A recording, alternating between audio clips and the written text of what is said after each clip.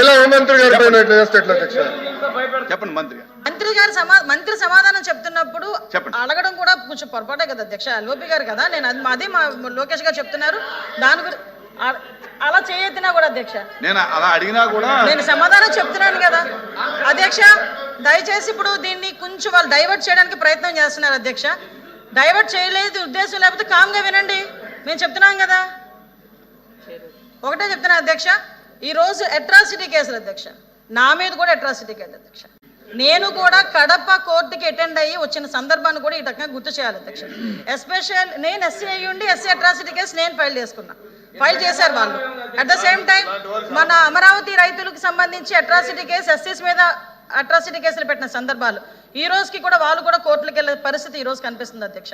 సుమారుగా అధ్యక్ష ఎక్కడైనా ఎక్స్ సీఎం జగన్మోహన్ రెడ్డి గారు బయటికి వెళ్ళాలనుకుంటే మమ్మల్ని హౌస్ అరెస్టులు, ఇలాంటి అరెస్టులే కాదు అధ్యక్ష, ఎక్కడ పడితే ఎక్కడ ఒక పక్క నుంచి టీచర్స్ మీద అరెస్టులు, అంగన్వాడీ వర్కర్స్ బయటకు వస్తే అరెస్టులు, ఆశా వర్కర్లు బయటకు వస్తే అరెస్టులు, ఆఖరికి ఎక్కడైనా మేము యాజిటేషన్ చేయడానికి మేము ఒక నోటీస్ ఇస్తే దానికి మా ఇంటి దగ్గర హౌస్ అరెస్టులు. ఇలాంటి నేపథ్యంలో అధ్యక్ష చాలా హౌస్ అరెస్టులు జరిగినాయి, చాలా మంది మీద కేసులు పెట్టారు. కొన్ని కేసులు అయితే చాలా మటుకు కేసులు కూడా మా వరకు దృష్టికి వచ్చినాయి అధ్యక్ష. సుమారుగా అంటే మా పోలీస్ డిపార్ట్మెంట్కి ఇలా మా మీద అక్రమ కేసులు పెట్టారు, వీటి మీద చర్యలు తీసుకోండి అని చెప్పి రిప్రజెంటేషన్స్ వచ్చిన కేసులు దగ్గర 3116 కేసులు వచ్చినాయి అధ్యక్ష. ఇంకా చాలా రాని కేసులు చాలా ఉన్నాయి అధ్యక్ష. అండర్ ఇన్వెస్టిగేషన్లోని అదేవిధంగా పెండింగ్ ట్రయల్స్లో కొన్ని ఉన్నాయి, కొన్ని కేసెస్ డిస్పోజ్ చేశాము. ఎస్పెషల్లీ ఇంకా కొన్ని కేసెస్ని కూడా కోర్టులో ఉండడం వల్ల కొన్ని కేసెస్ కూడా ట్రయల్ వెళ్తున్నాయి అధ్యక్ష. ఇందాక గౌరవ ఎమ్మెల్సీ గారు మాట్లాడినప్పుడు అధ్యక్ష నిజంగా అది ఒక వ్యాలిడ్ పాయింట్. ఎందుకంటే నేను కూడా ప్రెజెన్స్ డిపార్ట్మెంట్ చూసినాను అధ్యక్ష. ఎక్కడైనా ఏదైనా ప్రెజెన్స్కి వెళ్ళి వాళ్ళ దగ్గర విజిట్ చేయడానికి వెళ్ళేటప్పుడు అక్కడ ఉన్న రిమాండ్ ఖైదీలు చాలా మంది బయటకు వచ్చి మా మీద అక్రమంగా ఈ కేసు పెట్టారు, ఈ కేసు పెట్టడం వల్ల మేము ఇన్ని సంవత్సరాలుగా బెయిల్ తీసుకొచ్చుకునే పరిస్థితి లేక మేము చాలా మంది ఇందులో ఉండిపోవాల్సి వస్తుంది అని చెప్పారు. దానికి కూడా ఏం చేయాలనేది ఆల్రెడీ సీఎం గారితో డిస్కస్ చేసుకోవడం జరిగింది అధ్యక్ష. దానికి ఒక కార్యాచరణ కూడా ప్రకటిస్తాం. ఎస్పెషల్లీ పాస్పోర్ట్స్ విషయంలోనే అదేవిధంగా రీసెంట్గా ఇప్పుడు కానిస్టేబుల్ పోస్టులు అవనివ్వండి, టీచర్ పోస్ట్, డిఎస్ఏ పోస్టులు అవనివ్వండి, గవర్నమెంట్ పోస్టులు ఏదైనా వచ్చేటప్పుడు ఇలాగా పొలిటికల్గా పెట్టిన కేసెస్ దృష్ట్యా చాలా మంది విద్యార్థుల మీద కూడా కక్ష సాధింపు చర్యలుగా ఆ రోజు కేసులు పెట్టిన సందర్భాన్ని కూడా గుర్తు చేస్తున్నాను అధ్యక్ష. ఇలా పెట్టిన పాపానికి ఈ రోజుకి కూడా చాలా మందికి వాళ్ళకి ఉద్యోగాలు లేకుండా వాళ్ళు డిస్క్వాలిఫై అయ్యే పరిస్థితులు వచ్చినాయి అధ్యక్ష. ఎస్పెషల్లీ పాస్పోర్ట్లకి సంబంధించి వెరిఫికేషన్కి వెళ్ళేటప్పుడు మేము కూడా దీని మీద డిస్కస్ చేసాము అధ్యక్ష. పాస్పోర్ట్లకి సంబంధించి ఎవరైనా వెళ్తే ఒక కేసు ఉన్నాయి అనుకుంటే ఆటోమేటిక్గా పాస్పోర్ట్స్ ఆపేసే పరిస్థితి, రిజెక్ట్ చేసే పరిస్థితి వచ్చింది. అంటే జనరల్గా కన్విక్షన్ పడిందా, లేకపోతే వాళ్ళ కోర్టు ట్రయల్లో ఉందా, 41A నోటీస్ పొజిషన్లో ఉందా, ఇన్వెస్టిగేషన్ పొజిషన్లో ఉందా, ఎఫ్ఐఆర్ పొజిషన్లో ఉందా, ఇవన్నీ కూడా మేము ఇందాకే మాట్లాడుకొని పాస్పోర్ట్ ఆఫీసర్ వారికి కూడా హోమ్ డిపార్ట్మెంట్ నుంచి ఒక కమ్యూనికేషన్ లెటర్ కూడా పంపించే ఏర్పాటు చేయబోతున్నాం అధ్యక్ష. ఎందుకంటే చాలా మంది మీద అక్రమ కేసులు బనాయించారు. లాస్ట్ 5 yearsలో వాళ్ళు పడకపోతే ఒక దొంగతనం కేసు పెడితే ఒక ముస్లిం ఫ్యామిలీ మొత్తం కూడా సూసైడ్ చేసుకున్న సందర్భాలు కూడా చాలా ఉన్నాయి.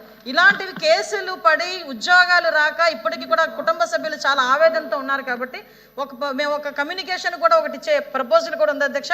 పాస్పోర్ట్ ఆఫీసర్కి కూడా మేము పెట్టి ఒక కాలమ్ను కూడా ఎక్స్ట్రా పెట్టి ఏ కేసు ఏ పొజిషన్లో ఉంది, ఆ అండర్ ఇన్వెస్టిగేషన్ పొజిషన్లో ఉందా, వాళ్ళు ఏమైనా అరెస్ట్ చేశారా, లేకపోతే ఎఫ్ఐఆర్ పొజిషన్లో ఉందా, కోర్టులో పెండింగ్ ఉందా, ఇది కూడా ఒక కాలం ఇచ్చి దాని ప్రకారంగా కూడా వాళ్ళు వాల్యూట్ చేసుకోవాల్సిందిగా వాళ్ళని కూడా కోరేదానికి మేము కూడా ఒక లెటర్ కమ్యూనికేట్ చేయడానికి మేము సిద్ధంగా ఉన్నాం అధ్యక్ష. ఇందాక మేము మాట్లాడుతుంటే కేసుల గురించి మాట్లాడుతుంటే ఉలికిపాటు ఉంది అధ్యక్ష. నిజంగా మేము పడ్డాము అధ్యక్ష, మేమే కాదు అధ్యక్ష, ఇక్కడ ఉన్న వాళ్ళు చాలా మందిలో ఈ కేసులు పడిన సందర్భం ఉంటే ఇంకొక విషయం కూడా చెప్పాలి అధ్యక్ష. ఈ సందర్భంగా ఇదే మాట ఒకసారి చంద్రబాబు నాయుడు అంటే ఆ హౌస్ గురించి హౌస్ దగ్గర మాట్లాడకూడదు కాబట్టి ఒప్పుకున్నా, కొన్ని సోషల్ మీడియాలో మాట్లాడేటప్పుడు తెలుగుదేశం ఎన్డీఏ కూటమి సభ్యులలోనే 94% మీద కేసులు ఉన్నాయనని సాక్షి పేపర్ ఏదో రాశాడు అధ్యక్ష.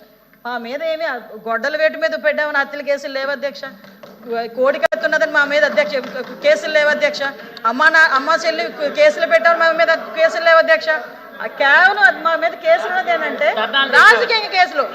నువ్వు ఇసుక మాఫియా చేస్తున్నావని మేము రోడ్డు ఎక్కితే కేసులు పెట్టారు, లేదు మైనింగ్ మీద కేసులు పెడితే కేసులు పెట్టారు.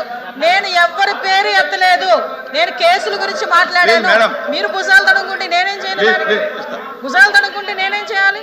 ఈ రోజు లీగల్గా అది కూడా అధ్యక్ష ఈ కేసులు ఏదైతే ఉన్నాయో ఈ కేసుల్ని తొందరగా వాళ్ళకి ఎలా పరిష్కారం చూపించాలనే ఉద్దేశంతో పోలీస్ డిపార్ట్మెంట్ తోని అదే విధంగా లా డిపార్ట్మెంట్ తోని కూడా ఒక మీటింగ్ కూడా అరేంజ్ చేసుకోవడం జరిగింది అధ్యక్ష.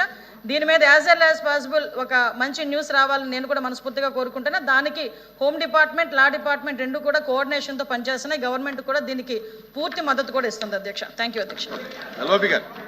ఎల్ఓపి గారు వద్దా కూర్చోండి అధ్యక్ష.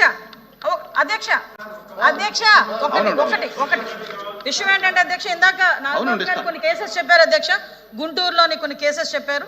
అటువంటి స్పెసిఫిక్ కేసెస్ ఏదైనా ఉంటే కనుక దయచేసి మా దృష్టి కనుక తీసుకొస్తే దాని మీద ఇమీడియట్ గా చర్యలు తీసుకొని వాళ్ళకి న్యాయం జరిగేలా చేస్తామని చైర్ ద్వారా సభ్యుడికి చెప్తున్నాను అధ్యక్ష. ఓకే.